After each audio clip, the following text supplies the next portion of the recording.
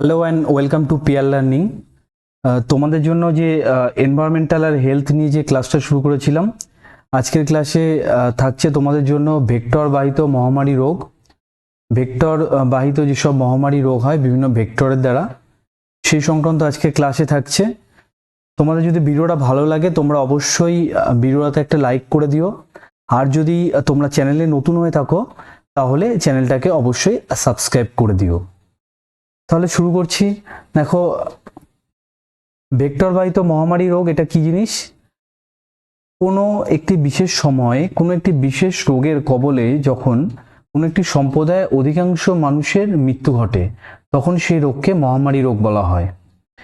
মহামারী রোগ সবসময় সংক্রামক, কারণ রোগের জীবাণু প্রত্যক্ষ বা পরোক্ষভাবে রোগগ্রস্ত মানুষের শরীর থেকে সুস্থ মানুষের শরীরে বাহিত হয়। অর্থাৎ কোনো একটা সময় কোনো একটা রোগের প্রকোপে যখন কোনো একটা অঞ্চলের প্রচুর পরিমাণে মানুষের মৃত্যু ঘটে, সেই রোগটাকে সাধারণভাবে আমরা মহামারী রোগ বলে থাকি। ঠিক আছে, এই মহামারী রোগে কি হয়, একটা পুরো টোটাল একটা গ্রামের পর গ্রাম উজাড় হয়ে যায়, বা প্রচুর মানুষ এই মহামারী রোগে মারা যায়। আর চিকিৎসা বিজ্ঞানের যে শাখায় মহামারী রোগ সম্পর্কে আলোচনা করা হয়, সেই শাখাটাকে কি বলে? মহামারী রোগ সংক্রান্ত বিজ্ঞান, বা ইংরেজিতে কি বলে? ইংরেজিতে বলে এপিডেমিওলজি। ইংরেজিটা একটু খেয়াল রাখবে, এপিডেমিওলজি এটা বলা হয়। এপিডেমিওলজিতে চিকিৎসা বিজ্ঞানের এই শাখাটা মহামারী রোগ সম্পর্কে আলোচনা করা হয়। নেক্সট হচ্ছে ভেক্টর। ভেক্টরটা কি জিনিস? যে সকল জীবাণু, যে সকল প্রাণী রোগগ্রস্ত মানুষের শরীর থেকে সুস্থ মানুষের শরীরে জীবাণু বিস্তারে সাহায্য করে, তাদের বলা হয় ভেক্টর। যে সকল প্রাণী ভেক্টর হিসেবে কাজ করে তাদের মধ্যে কারা কে কে উল্লেখযোগ্য আছে, কোন কোন প্রাণী উল্লেখযোগ্য আছে, সেগুলি হলো মাছি, মশা, ইঁদুরে মাছি।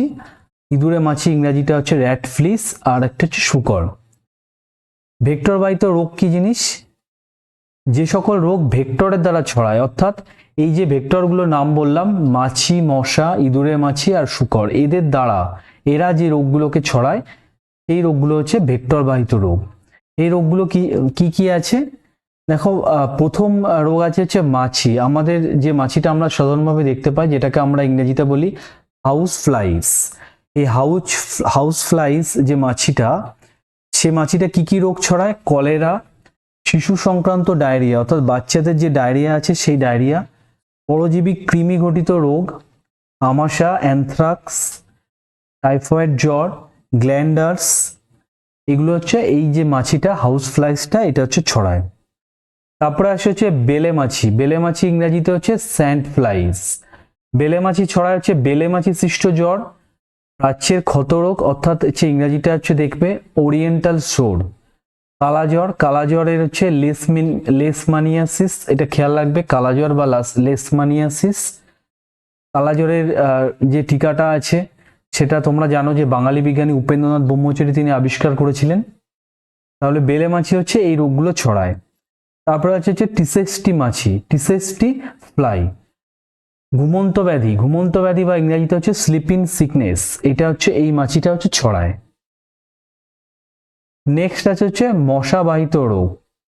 সাধারণভাবে পুরুষ মশারা তেমন ভাবে কোনো রোগ ছড়ায় না। পুরুষ মশার যে যে যে রক্ত শোষণ করার যে হুলটা আছে সেটা তুলনামূলক মোটা হয়, এবং পুরুষ মশা সাধারণভাবে গাছের পাতার রস খেয়ে বেঁচে থাকে। স্ত্রী মশা যত রকমের রোগ ছড়ায়। প্রথমে স্ত্রী অ্যানোফিলিস মশা। স্ত্রী অ্যানোফিলিস মশা ম্যালেরিয়া রোগ ছড়ায়। স্ত্রী কিউলেক্স মশা, এটা ফাইলেরিয়া রোগ ছড়ায়। স্ত্রী এডিস মশা, স্ত্রী এডিস মশা ডেঙ্গু আর পিত জ্বর। পিত জ্বরের ইংরেজি ইয়েলো ফিভার। ঠিক আছে, এই রোগগুলো স্ত্রী এডিস মশা ছড়ায়। ইঁদুরে মাছি, ইঁদুরে মাছি বা র্যাট ফ্লাইস। র্যাট ফ্লাইস বাহিত রোগগুলো প্লেগ আর ফ্লি টাইফাস, এই দুটো ইঁদুরে মাছি বাহিত রোগ। নেক্সট আছে প্রাণী রাজ্যে মাছির অবস্থান। প্রাণী রাজ্যে মাছি কোন অবস্থানে আছে? মাছির পর্ব আর্থ্রোপোডা। মাছি কোন শ্রেণীর অন্তর্ভুক্ত? ইনসেক্টা। মাছির বর্গ ডিপটেরা। গণ মুস্কা, আর প্রজাতি ডোমেস্টিকা। ঠিক আছে, আর মাছির বিজ্ঞানসম্মত নাম কি? মাছির বিজ্ঞানসম্মত নাম মুস্কা ডোমেস্টিকা। ঠিক আছে, মুস্কা ডোমেস্টিকা মাছির বিজ্ঞানসম্মত নাম। মাছির জীবনচক্রে 4টি দশা থাকে: ডিম, লার্ভা, পিউপা এবং পূর্ণাঙ্গ অবস্থা। নেক্সট আছে মাছির দ্বারা বাহিত অন্যান্য রোগ। মাছির দ্বারা বাহিত যে কিছু রোগের নাম আমি বললাম, উল্লেখ করলাম, আরো কিছু রোগের নাম আছে। সে রোগগুলো দেখো, গ্রীষ্মমণ্ডলের দেশগুলিতে চোখের সংক্রামক রোগ হয় মাছির দ্বারা। চোখের সংক্রামকের রোগের মধ্যে একটা আছে ট্রাকোমা। ট্রাকোমা যে রোগটা আছে, এটা হচ্ছে চোখে যে পাতা আছে, পাতার পেছনের দিকটা হচ্ছে ফুলে যায়। ট্রাকোমা রোগটা হচ্ছে মাছি বাহিত একটা রোগ। আর একটা আছে অপথ্যালমিয়া। অপথ্যালমিয়া রোগটা হচ্ছে মাছি বাহিত। এটা যদি হয়, এটা হচ্ছে আমরা সাধারণভাবে এই রোগটা হলে বলি চোখ ওঠা বলি, ঠিক আছে, অক্ষি প্রদাহ বা চোখ ওঠা বলতে পারি। অপথ্যালমিয়া হলে এটাও মাছি বাহিত হচ্ছে একটা রোগ। নেক্সট আছে মাছি আমরা কিভাবে নিয়ন্ত্রণ করব। মাছি নিয়ন্ত্রণ করার প্রথম যে পদ্ধতিটা আছে সেটা হচ্ছে পরিবেশ সংক্রান্ত ব্যবস্থা, অর্থাৎ পরিবেশ সংক্রান্ত কি কি জিনিস করলে আমাদের মাছি নিয়ন্ত্রণ হতে পারে।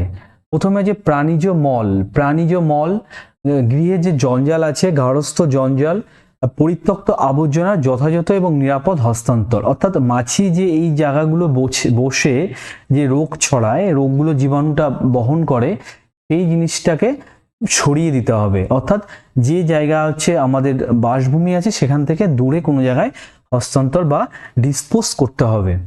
তারপরে আছে প্রতি বাড়িতে স্বাস্থ্যসম্মত টয়লেটের ব্যবহার এবং ব্যবস্থা করা এবং ব্যবহার। খোলা মাঠে মলত্যাগটা নিয়ন্ত্রণ করতে হবে এবং প্রত্যেক বাড়িতে হচ্ছে স্বাস্থ্যসম্মত টয়লেট তৈরি করতে হবে।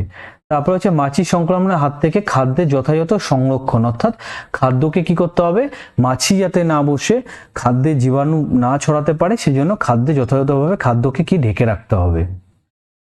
এবার আসে রাসায়নিক নিয়ন্ত্রণ ব্যবস্থা। রাসায়নিক কোন পদ্ধতির মাধ্যমে মাছিকে নিয়ন্ত্রণ করা যেতে পারে? 5% ডিডিটি দ্রবণের রেসিডুয়াল স্প্রে করা যেতে পারে। তারপরে আসে 2.5% ডায়াজোনিন স্প্রে, এটাও করা যেতে পারে মাছি নিয়ন্ত্রণের রাসায়নিক ব্যবস্থা হিসাবে। তারপরে যে বিএইচই, ডাইএলড্রিন বা ক্লোরডেন, এই দ্রবণের স্প্রে করা যেতে পারে।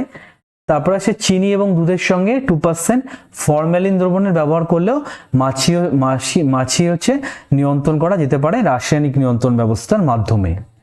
ঠিক আছে, এই ছিল তোমাদের ক্লাস।